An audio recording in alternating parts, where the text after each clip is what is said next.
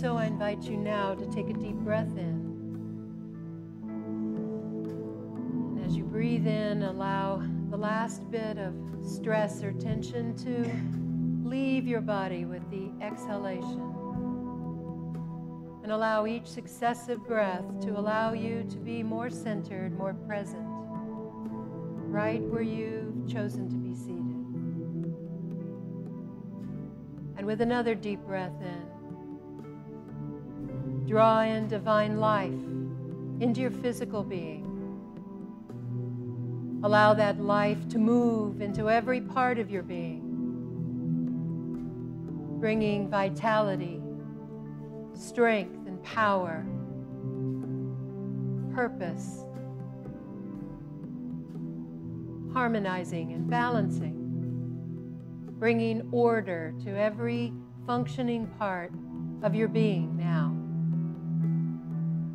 That this vessel is the perfect channel for the Spirit you have to bring into the world in fullest expression. It is fully supporting you, healed and whole now.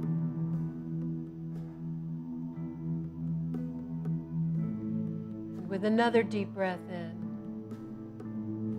draw in divine love into your heart. Allow that love to melt away resentments or unforgiveness for self or others. Allow that love now to fill your heart. Feel it warming and expanding, filling your torso with divine love and healing. And with another breath, allow that love now to move beyond your physical being into the area around you. The divine love embraces you, holds you, heals you, empowers you.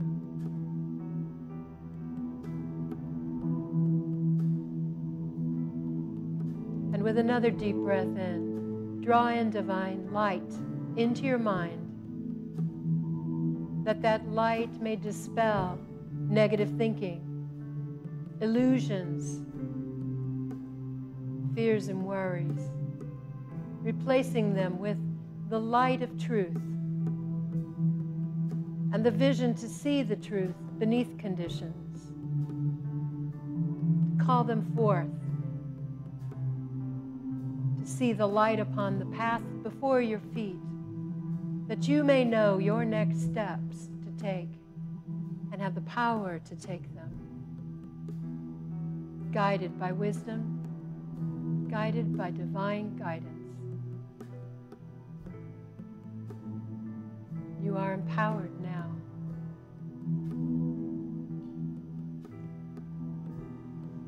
And with another deep breath in, let us move into the interior of our hearts, in the center of our being, the inner sanctuary. And let us now sit, wait, and listen to the still, small voice for God. It speaks to us in the depths, in the silence, now.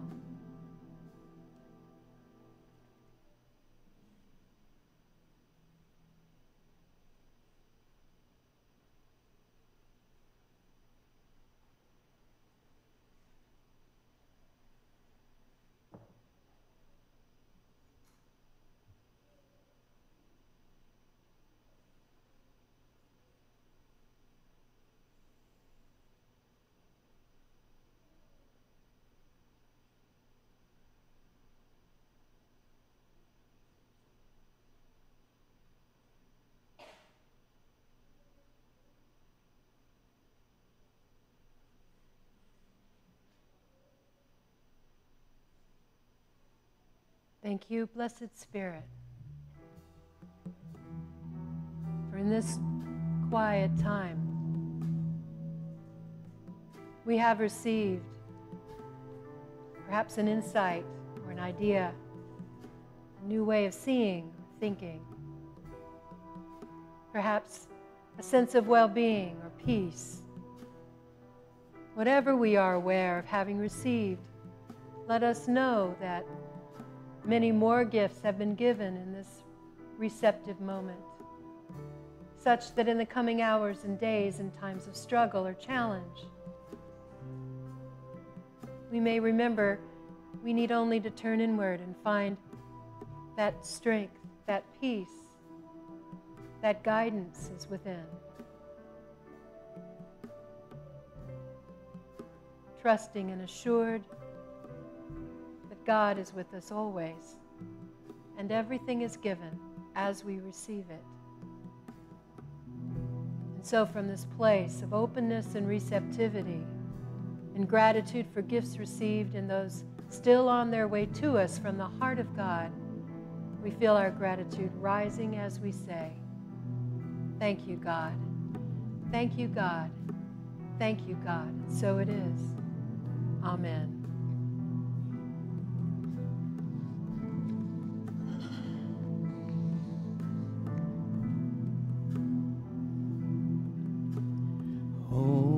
Shanti, Shanti, Shanti.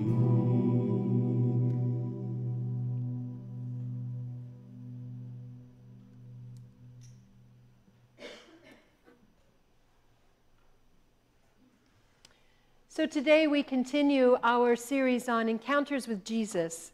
And these are, if you are hearing this for the first time, they are basically just taking stories, some of the teachings, some of the events that happened in Jesus' life, because Jesus as a spiritual teacher made everything a possibility for changing awareness, changing consciousness, to turn on, open a heart or turn on a mind.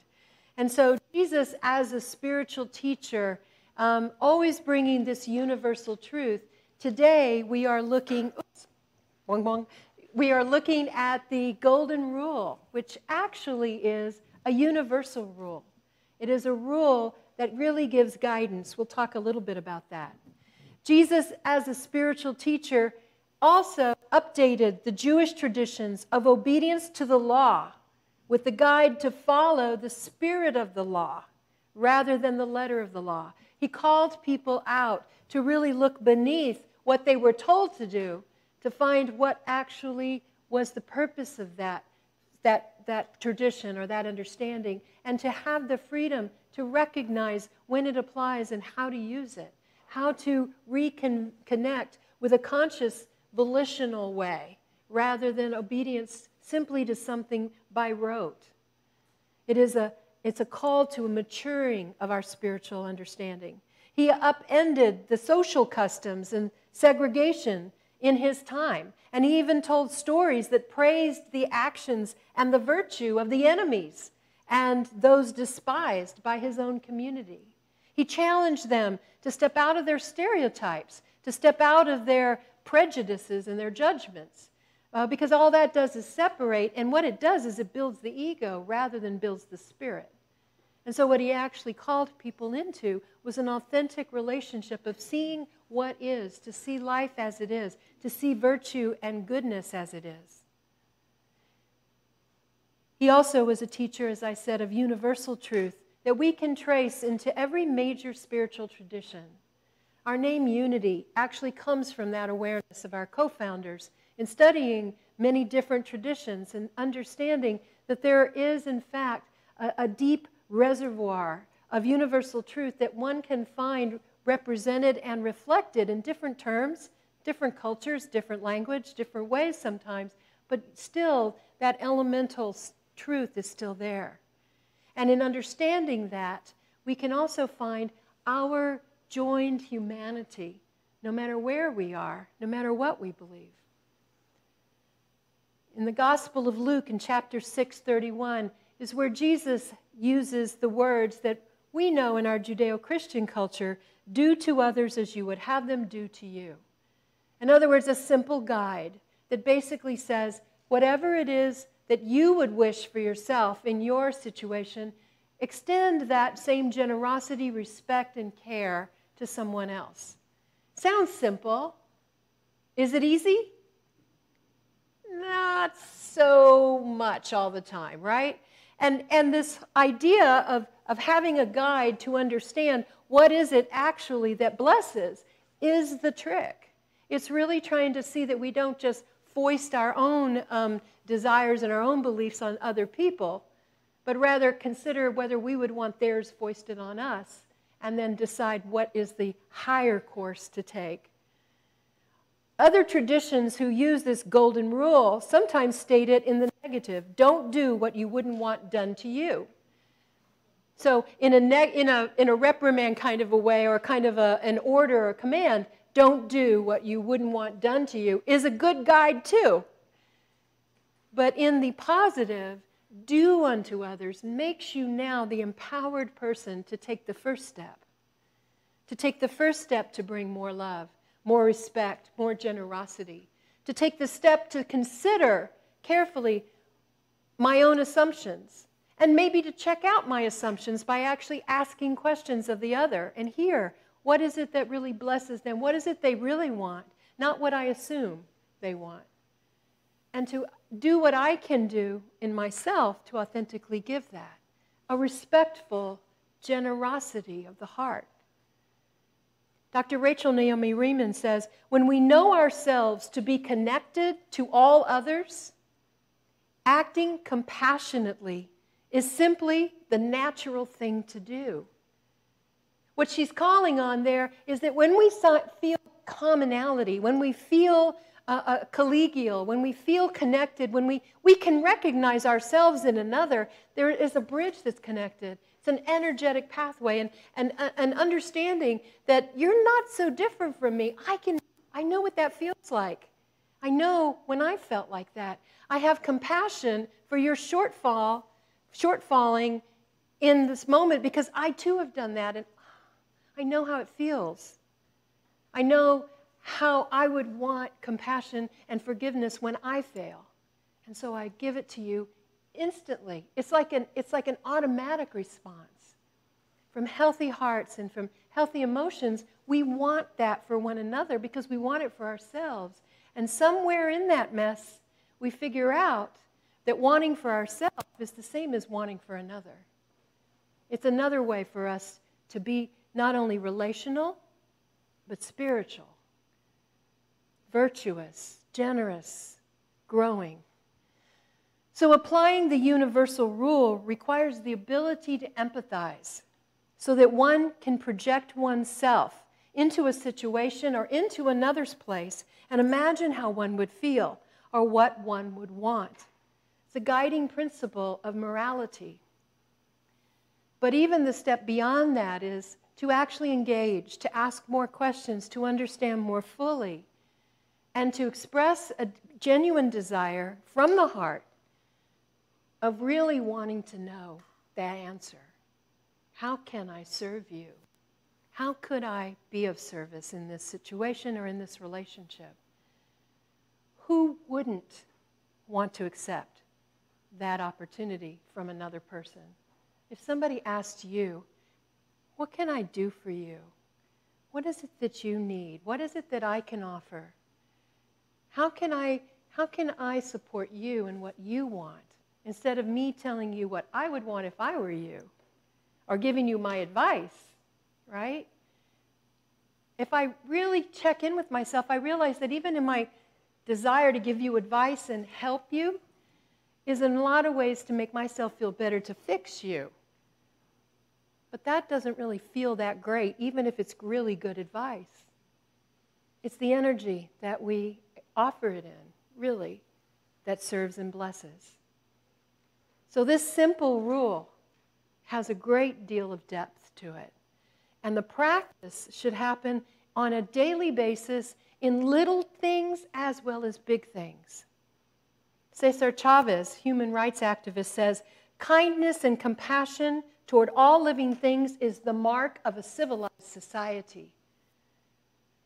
How we should be in the world with each other, how we should be respectful and generous, how we should see the best in each other, how to call that out of each other, how to serve that highest and best in ourselves and others, and gratefully accept it when offered from others who are doing their best to connect with us as well. A civilized society. It's an aspiration worth going for, isn't it? The rest of Luke 6, 37 through 38, a beautiful piece of the Sermon on the Mount, I know you're familiar with, has a very important spiritual rule built into it. Jesus says, do not judge, and you will not be judged. Do not condemn, and you will not be condemned. Forgive, and you will be forgiven. Give, and it will be given to you. In those words, it sums up this idea of how it is that we are not separated, that we are not separate, but rather a part of everything. It's also called the law of reciprocity. It's the way in which what we put out also benefits and comes back to us in some other form. Good energy, love, generosity, forgiveness, compassion, whatever it is that enlarges us and opens us as well to more good, to greater and in-kind kinds of responses. So where we fail to judge, we are forgiven and judged less. I used to think this was what God said, that if I don't judge, God won't judge me. If I don't condemn, God won't condemn me. If I forgive, I will be forgiven by God, and it will be given to me if I give. That this is all God's contract with me. What I understand is that it's actually so much bigger than that, because I believe God is always forgiving, giving, loving, whatever. It is the limit of my capacity to receive that I experience it, not that it is being given. It's like if you protect yourself from the sun and then complain that you never have enough sunlight, it is really a matter of when do you step out into the sun and accept what is always already there. In the same way, this is our ability to take it in. And I will tell you what, you will exercise that capacity to receive by first extending your heart to give in the first place. That as you stretch a little and give a little, you have now created a bigger container to receive more good back to you. It's supposed to be the positive feedback loop of life. We tend to do it in the negative. We tend instead to put out some negativity or put out some things and then close ourselves off and keep ourselves small and then say, see, nothing ever works. See, nothing ever happens. See, the little I have would be taken away from me if I gave more. The positive feedback loop of the world is really, the universe is really set up to benefit and bring in more and more and more and enrich our lives. Jesus goes on after saying, give and it will be given to you. He says, a good measure, pressed down, shaken together, running over will be put into your lap. For the measure you give will be the measure you get back. The aperture that you use, the way you view the world, can only take in so much. You can only receive so much because you only let so much in. But when you open yourself a little bit bigger, a little wider, take a chance, go against your own inclination and stretch a little bit, you find that suddenly more comes back to you. A greater sense of connection and feeling, greater sense of compassion and gratitude. Karen Barber talks about this a bit. She says, after having lunch with a new church member, my husband and I were in the kitchen. We were discussing our first impressions. You know, she seems really full of great ideas, I said. And she's so friendly and easy to talk to, Gordon added. On the other hand, I began, ready to say that she'd probably run into resistance with some of the powers that be who wouldn't be very open to her new ideas if they weren't their own first. But before I could get my next word in, the telephone rang. Gordon answered the phone and began talking to a contractor who was going to do some work in our basement. That interruption was just enough time for me to feel a twinge of guilt about the statement that had been ready just to roll off my tongue. I remembered then a book called 3 Simple Rules that our church had urged every member to read. It was based on John Wesley's admonition, do no harm, do good, love God. Do no harm, do good, love God. When I read it, I thought that the do no harm section was simplistic. But now I saw with clarity it was easy to open my mouth and do plenty of harm. Judgmental comments, negativity, saying things that won't work out before they even get going. When Gordon hung up the phone, I decided to do the simplest yet the hardest thing in the world.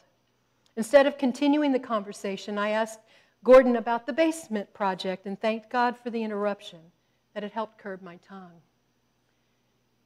Small thing, we might think. We might see that, it's understandable, it's forgivable, a great insight. I would offer to you that the spiritual path is a steady line of opportunities in every moment to rethink what we feel, what we say, what we do. It can be rigorous, yes, but I would offer that any opportunity that you have to practice is a valid one, in small things as well as in large. Because when the big things come, you will not have the practice if you haven't been already reviewing, taking your own temperature and asking yourself, what is it that I really feel? What What's my truth? What am I shielding myself from or protecting? How is my ego up right now, as opposed to what is it I really want? How can I really extend? Some self-honesty is important. Van Jones, CNN commentator and author, says, when it gets harder to love, let's love harder. When it gets harder to love, let's love harder. Can you hear how that becomes an individual choice in every condition or situation? It doesn't matter what you're facing. It is always an opportunity to love. It may look like different things. It might look like something else. But in fact, it's always, how can I be more embracing, more compassionate, more understanding? How can I love? How can I help set a boundary out of the love that I have in this relationship? You hear how it is that love is always the motivator, and it always starts with a decision from us, from within.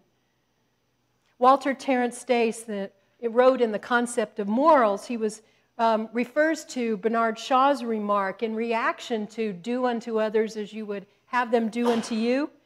And Bernard Shaw famously said, do not do unto others as you would that they should do unto you. Their tastes may be different. Yes, he was trying to be funny. But as Walter Terence Stace says, it's no doubt a smart saying, but it seems to overlook the fact that as you would be done by includes taking into account your neighbor's tastes, as you would that he or she would take yours into account. Thus, the golden rule might still express the essence of a universal morality, even if no two people in the world had any needs or tastes in common. The capacity for us to understand another human being is limitless. It may be a grown thing in us. It may be an ability in us to pay attention to it. But we are already connected. Therefore, we already have a pathway, a bridge. Sam Adrian says, I never know what to get my dad as a present for Father's Day. He's a complex, thoughtful man, but he has simple tastes. He loves running his own business, helping companies work through their internal communication issues. He feels like he makes a great contribution to those people. But when he's not doing that, he spends time with my mom and rounds out his days with some television and solitaire. I bought him tools to encourage his handyman streak and books and movies that have meaning for me. He's always grateful, but I'm usually left dissatisfied with my gift. This year, I racked my brain to think of something more interesting, more creative. I knew what my dad valued was simply my love and thoughtfulness, but I was a little old for a homemade gift. And then my wife, Emily, showed me an article about GiveWell, an organization that rates charities based on how effectively they help people. I read about the Against Malaria Foundation, one of its top-rated charities, which provides insecticidal mosquito nets to Africans vulnerable to malaria. I'd never made a donation in someone else's name, but my dad didn't need a shiny new toy. He wanted to help other people. I gave him his Father's Day card and told him that 30 nets would be donated in his name. He was delighted. We hugged, and I knew I'd finally found the right present. You see, it isn't hard to use the love that we have to want to feel that connection, to reach out, to understand another. And I will tell you this, in dealing with an unforgiveness in my life, with someone that I really had fear and anger and a lot of things, I was stuck and had been for a long time in my life. And it wasn't until I was, trying to get past that, trying to find a way to forgive. I mean, that's the last thing you feel like you want to do. But then when you've tried everything else and you're told this is the way out, you've got to find a way to unhook. And a process that I use that has really helped me is to see that person in the fullness of their worst behavior, Whatever it is I fear the most, or makes me the angriest, or feels the most, whatever adjectives I would use, the whatever offends me the most, and see that person shrunk to 7 years old. And if that's still too big, shrink them smaller.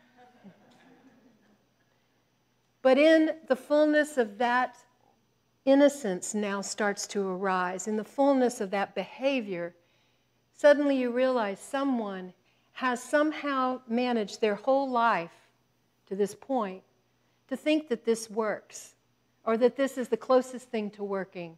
This is what the skill set they have. And suddenly I begin to feel a sense of compassion for that, because I see the destruction it creates.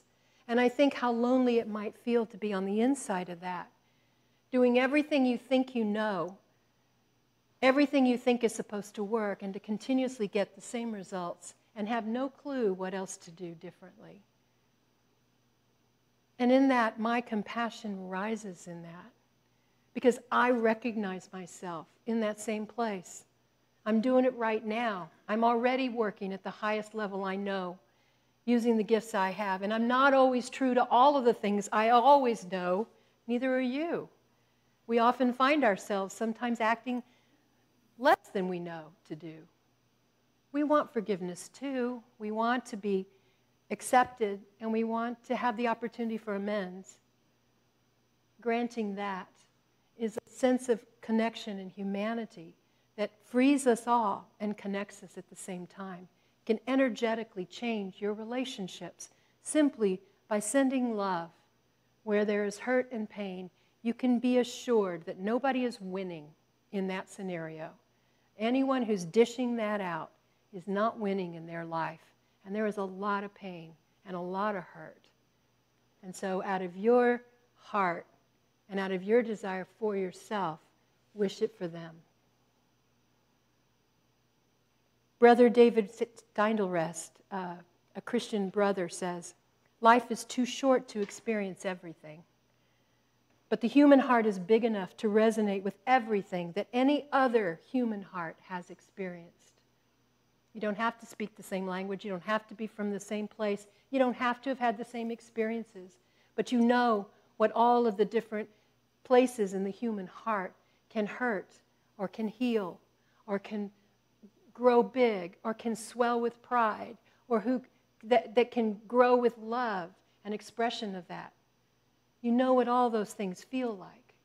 And you can experience that through someone else in real relationship. Pema Chodron, Buddhist teacher, says, compassion becomes real when we recognize our shared humanity. Do unto others as you would have them do unto you. Be the initiator. Be the one who empowers. Be the one who asks the questions.